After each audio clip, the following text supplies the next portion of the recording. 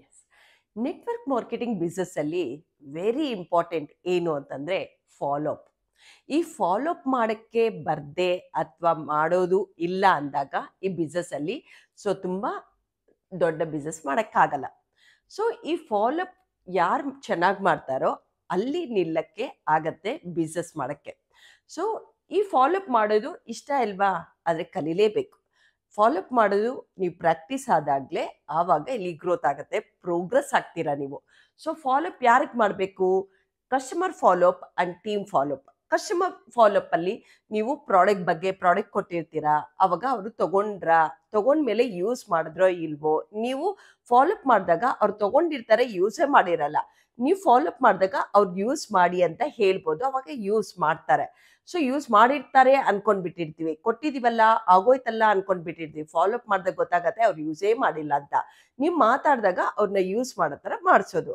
ಅದೇ ಥರ ಎಷ್ಟೊಂದು ಜನ ಪ್ರಾಡಕ್ಟ್ ಯೂಸ್ ಮಾಡ್ತಾ ಇರ್ತಾರೆ, ಆದರೆ ಮತ್ತೆ ನಿಮ್ಮನ್ನ ಕೇಳಬೇಕು ಅನ್ನೋದು ಗೊತ್ತೇ ಇರಲ್ಲ. ಆವಾಗ ನೀವು ಫಾಲೋ ಅಪ್ ಮಾಡಿದಾಗ ಯೂಸ್ ಮಾಡಿದೀನಿ ನಾನು ಸಹ, ಹೆಂಗೆ ತಗೊಳ್ಳೋದು, ಎಲ್ಲಿ ತಗೊಳ್ಳೋದು, ಹೇಗೆ ತಗೊಳ್ಳೋದು ಗೊತ್ತಿರಲಿಲ್ಲ ಅಂತ ಹೇಳ್ತಾರೆ. ಆವಾಗ ನೀವು ಅವ್ರಿಗೆ ಕೊಡ್ಬೋದು, ಅಥವಾ ಡಿ ಪಿಗೆ ಹೋಗಿ ತಗೋಬೋದು ಅಂತ ಹೇಳ್ಬೋದು, ಅಥವಾ ನೀವು ಡನ್ಸೋನೋ ಕೊರಿಯರು ಮಾಡ್ಬೋದು. ಸೊ ಹಂಗಾಗಿ ಕಸ್ಟಮರ್ ಫಾಲೋ ಅಪ್ ಸಹ ಇಂಪಾರ್ಟೆಂಟ್. ಎಷ್ಟೊಂದು ಜನಕ್ಕೆ ಕಸ್ಟಮರ್ಸು ಪ್ರಾಡಕ್ಟ್ ಯೂಸ್ ಮಾಡ್ತಾ ಇರ್ತಾರೆ, ಅದು ರಿಸಲ್ಟ್ಸ್ ಬಂದಿರತ್ತೆ, ಚೆನ್ನಾಗಿದೆ ಅಂತ ನಿಮ್ಮ ಹತ್ರ ಶೇರ್ ಮಾಡಬೇಕಾಗತ್ತೆ. ಆದರೆ ಫೋನ್ ಮಾಡಿ ಅವರು ನಿಮ್ಗೆ ಹೇಳಬೇಕು ಅನ್ನೋದು ಅವ್ರು ಮಾಡಿರಲ್ಲ. ಆದರೆ ನೀವು ಫಾಲೋ ಮಾಡಿದಾಗ ಆವಾಗ ನಿಮ್ಮನ್ನು ಅಪ್ರಿಸಿಯೇಟ್ ಮಾಡ್ತಾರೆ, ಆ ಪ್ರಾಡಕ್ಟ್ನು ಸಹ ಅಕ್ನಾಲೇಜ್ ಮಾಡ್ತಾರೆ. ಸೂಪರ್ಬ್ ಆಗಿತ್ತು, ಎಕ್ಸಲೆಂಟ್ ಆಗಿದೆ, ಎಷ್ಟು ಚೆನ್ನಾಗಿರೋದು ಕೊಟ್ಟಿದ್ದೀರಾ ಅಂತ. ಆವಾಗ ನಿಮಗೂ ಖುಷಿ ಆಗತ್ತೆ, ಆವಾಗ ಇನ್ನ ತುಂಬಾ ಜನಕ್ಕೆ ಹೇಳ್ತೀರಾ. ಸೊ ಆ ಥರ ಫಾಲೋ ಅಪ್ ಅಲ್ಲೂ ಸಹ ನಿಮಗೆ ನೆಕ್ಸ್ಟ್ ಲೆವೆಲ್ಗೆ ಹೋಗೋಕ್ಕೆ ಸಾಧ್ಯತೆ ಇರುತ್ತೆ. ಅದೇ ಥರ ಈ ಕಸ್ಟಮರ್ ಫಾಲೋ ಅಪ್ ಅಲ್ಲಿ ಅವ್ರು ಯೂಸ್ ಮಾಡಿ ಅವ್ರ ಅಕ್ಕ ತಂಗಿ, ಅಣ್ಣ ತಮ್ಮ, ರಿಲೇಷನ್ಸ್, ಫ್ರೆಂಡ್ಸ್ಗೆ ಚೆನ್ನಾಗಿದೆ ಅಂತ ಅವರೇ ರೆಕಮೆಂಡ್ ಮಾಡಿರ್ತಾರೆ. ನೀವು ಫಾಲೋ ಅಪ್ ಮಾಡಿದಾಗ ಏನಾಗುತ್ತೆ ಅಂದ್ರೆ ಅವ್ರಿಗೂ ಕೊಡಿ ಅಂತ ಹೇಳ್ತಾರೆ, ಅಥವಾ ಅವ್ರಿಗೂ ಬೇಕು ಅಂತ ಹೇಳ್ತಾರೆ. ಆವಾಗ ನಿಮ್ಗೆ ಕಸ್ಟಮರ್ಸ್ ಸಹ ತುಂಬಾ ಆಗ್ತಾರೆ. ಈ ತರ ಅವರ ರೆಫರೆನ್ಸ್ ತಗೊಂಡು ನೀವು ಬಿಸ್ನೆಸ್ ಸಹ ಇಂಪ್ರೂವ್ ಮಾಡ್ಕೋಬಹುದು.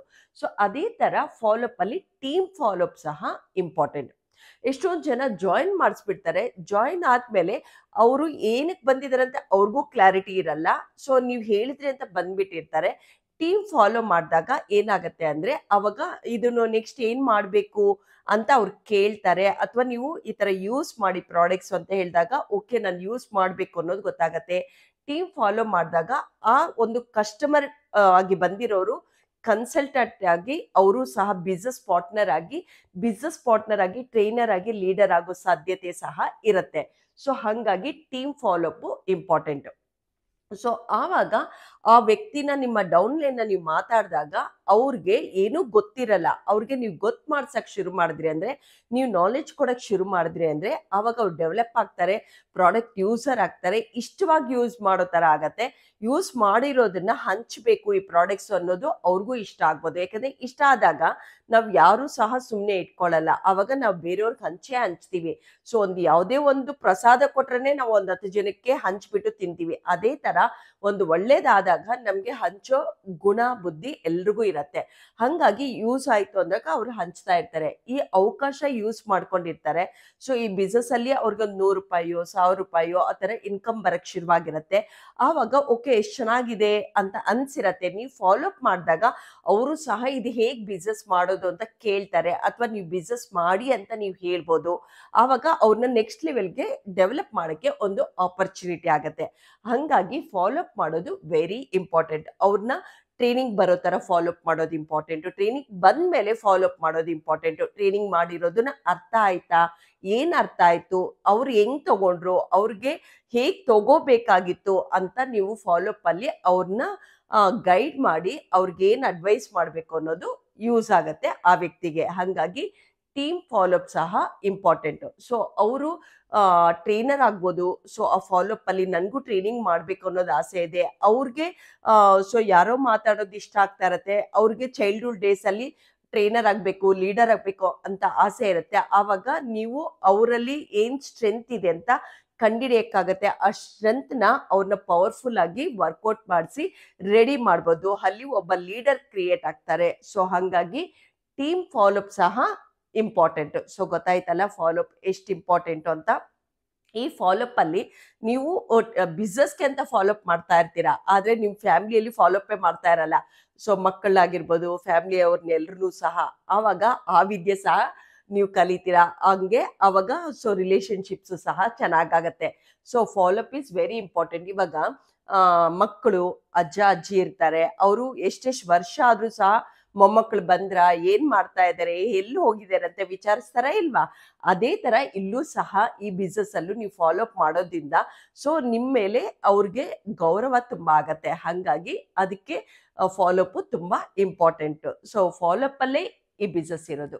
ಸೊ ಫಾಲೋಅಪ್ ಅಲ್ಲಿ ನಿಮ್ಗೆ ನಿಮ್ಮ ಇನ್ಕಮ್ ಇರೋದು ಸಹ ಫಾಲೋಅಪ್ ಅಲ್ಲೇ. ಸೊ ಹಂಗಾಗಿ ಪ್ರತಿಯೊಬ್ರು ಫಾಲೋಅಪ್ ಮಾಡೋದು ಇಂಪಾರ್ಟೆಂಟ್. ಈ ಫಾಲೋಅಪ್ ಯಾವಾಗ ಮಾಡೋದು, ಹೇಗ್ ಮಾಡೋದು? ಈ ಫಾಲೋಅಪ್ ಎವ್ರಿ ಡೇ ಮಾಡೋದಲ್ಲ, ಯಾವಾಗ್ಲೋ ಒಂದ್ಸತಿ ಅಮಾವಾಸ್ಯೆಗೋ ಹುಣ್ಣಿಮೆಗೋ ಮಾಡೋದಲ್ಲ. ಸೊ ಯಾವಾಗ ಮಾಡ್ಬೇಕು, ಎಷ್ಟು ಮಾಡ್ಬೇಕು, ಹೇಗ್ ಮಾಡ್ಬೇಕು ಅನ್ನೋದು ಇಂಪಾರ್ಟೆಂಟ್. ಇವಾಗ ಅವ್ರು ಪ್ರಾಡಕ್ಟ್ ಯೂಸರ್ ಆಗಿದ್ರೆ ನೀವು ಪ್ರಾಡಕ್ಟ್ ಕೊಟ್ಟಾದ್ಮೇಲೆ ಸೊ ಅವ್ರಿಗೂ ಯೂಸ್ ಮಾಡ್ತೀರಾ ಇಲ್ವಾ ಅಂತ ನೆಕ್ಸ್ಟ್ ಡೇ ಅಥವಾ ನೆಕ್ಸ್ಟ್ ಡೇ ಮತ್ತೆ ಕೇಳ್ಬೇಕಾಗತ್ತೆ. ಸೊ ಯೂಸ್ ಮಾಡಕ್ಕೆ ಅಂತ ಹೇಳಿದ್ದಾದ್ಮೇಲೆ ಸ್ವಲ್ಪ ದಿವಸ ಬಿಡ್ಬೇಕು ಅದು ಯೂಸ್ ಮಾಡಕ್ಕೆ. ಸೊ ಒಂದು 15 ಡೇಸ್ 1 ಮಂತ್ ಹಂಗ್ ಬಿಟ್ಟಾದಾಗ ಅವ್ರು ಯೂಸ್ ಮಾಡಿರ್ತಾರೆ. ಯಾಕಂದ್ರೆ 24 ಅವರ್ಸ್ 48 ಅವರ್ಸ್ ಅಲ್ಲಿ ನೀವು ಫಾಲೋಅಪ್ ಮಾಡಿದಾಗ ಯೂಸರ್ ಮಾಡಕ್ಕೆ ಓಪನ್ ಮಾಡಿಸಿರೋದ್ರಿಂದ ಮಾಡ್ತಾ ಇರ್ತಾರೆ, ಮತ್ತೆ ಬ್ರೇಕ್ ಕೊಡ್ಬೇಕು. ಸೊ ಅವಾಗ ಪದೇ ಪದೇ ಫೋನ್ ಮಾಡಿ ಫಾಲೋಅಪ್ ಮಾಡೋದು ಅಲ್ಲ. ಅದೇ ತರ ಪ್ರಾಡಕ್ಟ್ ಯೂಸ್ ಮಾಡಿರ್ತಾರೆ, ಮತ್ತೆ ಅವ್ರಿಗೆ ಆಫರ್ ಏನಿದೆ ಅಂತ ಗೊತ್ತಿರಲ್ಲ. ಹಂಗಾಗಿ ಆಫರ್ ಮುಂಚೆ ಒಂದು 2 ಡೇಸ್ ಬಿಫೋರ್ ಮತ್ತೆ ಅವ್ರಿಗೆ ಹೇಳಿದಾಗ ಆಫರು ಯೂಸ್ ಮಾಡ್ಕೊಳ್ಳೋ ತರ ಆಗತ್ತೆ. ಅವ್ರಿಗೆ ಪ್ರಾಡಕ್ಟು ಕಡಿಮೆಗೆ ಸಿಗತ್ತೆ, ಪ್ರಾಡಕ್ಟ್ ಯೂಸು ಸಹ ಮಾಡಕ್ಕೆ ಆ ಫಾಲೋಅಪ್ ಸಹ ಇಂಪಾರ್ಟೆಂಟ್. ಅವಾಗ ಯಾವಾಗ 10th ಏನಾದ್ರು ನಿಮ್ಗೆ ಲಕ್ಕಿ ಡಿಪ್ ಇದೆ ಅನ್ಕೊಳ್ಳಿ, ಅವಾಗ 9th ಕಾಲ್ ಮಾಡ್ಬಿಟ್ಟು ಅವ್ರಿಗೆ ಇಷ್ಟನೇ ತಾರೀಕು ಒಳಗೆ ಮಾಡಿದ್ರೆ ನಿಮ್ಗೆ ಲಕ್ಕಿ ಡಿಪ್ ಅಲ್ಲೂ ಇರತ್ತೆ ಅಂತ, 15th ಒಳಗೆ ಫಾಲೋಅಪ್ ಮಾಡಿದ್ರಿ ಅಂದ್ರೆ ಅವಾಗ ರೀಪರ್ಚೇಸ್ ಆಫರ್ ಸಿಗತ್ತೆ ಅಂತ ಹೇಳ್ಬೋದು. ಸೊ ಅದೇ ತರ 1 or 2 ಡೇಸ್ ಬಿಫೋರ್ ಫಾಲೋಅಪ್ ಮಾಡೋದು ಇಂಪಾರ್ಟೆಂಟ್. ಸೊ ಅದೇ ತರ ಲಾಯಲ್ಟಿ ಆಫರ್ 25th ಇದೆ ಅನ್ಕೊಳ್ಳಿ, ಆವಾಗ ಇನ್ನೊಂದ್ಸತಿ ಯಾರು 10th ಒಳಗೆ ತಗೊಂಡಿಲ್ಲ, ಯಾರು 15th ಒಳಗೆ ತಗೊಂಡಿರಲ್ಲ, ಆವಾಗ ಮತ್ತೆ 23rd 24th ಸೊ ಯಾರ್ಯಾರು ಬಿಟ್ಟಿದ್ದಾರೆ ಅವ್ರಿಗೆ ಮತ್ತೆ ಫೋನ್ ಮಾಡಿ ಫಾಲೋಅಪ್ ಮಾಡಿ ತಗೊಳ್ಳೋ ತರ ಮಾಡೋದು ಇಂಪಾರ್ಟೆಂಟ್. ಆವಾಗ ನಿಮ್ಗೆ ಕಸ್ಟಮರು ಲಾಯಲ್ ಕಸ್ಟಮರ್ ಆಗಿ ಕನ್ವರ್ಟ್ ಆಗ್ತಾರೆ. So quality customer, so quality ಇಷ್ಟ ಆಯ್ತು ಅಂದ್ರೆ ಒಂದೊಂದೇ ಕ್ವಾಲಿಟಿ ಪ್ರಾಡಕ್ಟ್ ನೀವು ಅರ್ಥ ಮಾಡಿಸಿದ್ರಿ ಅಂದ್ರೆ ಆವಾಗ ಸೊ ಲಾಯಲ್ ಕಸ್ಟಮರ್ ಆಗಿ ಅವರು ಯೂಸ್ ಮಾಡಕ್ ಶುರು ಮಾಡ್ತಾರೆ. ಸೊ ಲಾಯಲ್ ಕಸ್ಟಮರ್ ಆದಾಗ ನೀವು ಮತ್ತೆ ಫಾಲೋಅಪ್ ಮಾಡ್ಬೇಕಾದ್ರೆ ಏನು ಅಂತಂದ್ರೆ ಅವರೇ ಡಿಪಿಗೆ ಹೋಗಿ ತಗೊಳ್ಳೋ ತರ ನೀವು ಅವ್ರನ್ನ ರೆಡಿ ಮಾಡೋದು ಇಂಪಾರ್ಟೆಂಟ್. ಸ್ಟಾರ್ಟಿಂಗ್ ಅಲ್ಲಿ ನೀವು ನಿಮ್ಮ ಒಂದು ಕನೆಕ್ಟಿವಿಟಿ ಇರಬೇಕು ಅಂತ ನೀವು ಹೋಗ್ತಾ ಇರ್ತೀರಾ, ಬರ್ತಾ ಇರ್ತೀರಾ, ಕೊಡ್ತಾ ಇರ್ತೀರಾ. ಆ ಕನೆಕ್ಟಿವಿಟಿಯಿಂದ ಅವರು ಎಲ್ಲಾ ಪ್ರಾಡಕ್ಟ್ ಯೂಸ್ ಮಾಡೋ ತರ ಆಗಿರ್ತಾರೆ. ಸೊ ಹಾಗಾಗಿ ಆ ಫಾಲೋಅಪ್ ಅಲ್ಲಿ ನೀವು ಡೆವಲಪ್ ಮಾಡ್ಕೊಂಡು ಲಾಯಲ್ ಕಸ್ಟಮರ್ ಆಗಿ ಅವರೇ ಡಿಪಿಗೆ ಹೋಗಿ ತಗೊಳ್ಳೋ ತರ ರೆಡಿ ಮಾಡ್ಬೇಕಾಗತ್ತೆ. ಅವ್ರ ಪ್ರಾಡಕ್ಟ್ ಅವರೇ ಪರ್ಚೇಸ್ ಮಾಡೋ ತರ ಮಾಡ್ಬೇಕಾಗತ್ತೆ. ಅದೇ ತರ ಟೀಮ್ ಫಾಲೋಅಪ್ ಅಲ್ಲೂ ಸಹ ಅವ್ರನ್ನ ಡೆವಲಪ್ ಮಾಡಕ್ಕೆ ನೆಕ್ಸ್ಟ್ ಲೆವೆಲ್ಗೆ ಹೋಗಕ್ಕೆ ಟೀಮ್ ಫಾಲೋಅಪ್ ಸಹ ಇಂಪಾರ್ಟೆಂಟ್. ಸೊ ಹಂಗಾಗಿ ಎಲ್ಲರೂ ಸಹ ಫಾಲೋಅಪ್ ಮಾಡ್ತಿರಲ್ಲ.